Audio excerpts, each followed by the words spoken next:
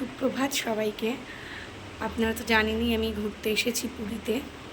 তো অনেক ভিডিও করব ভেবেছিলাম, কিন্তু এখানের ওয়েদারটাও না খুব একটা ভালো নেই।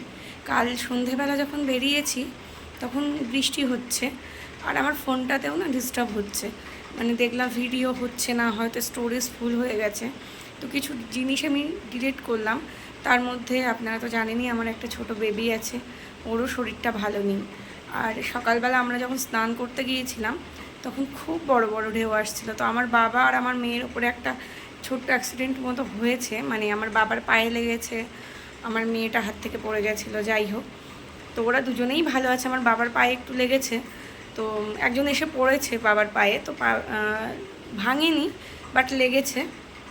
ওই জন্য কালকে মনটা খুব একটা ভালো ছিল না, ওই জন্য ভিডিও করতে পারিনি। তো আজ যদি কোথাও বেড়াতে যাই আপনাদের সাথে অবশ্যই শেয়ার করব। তো টাটা।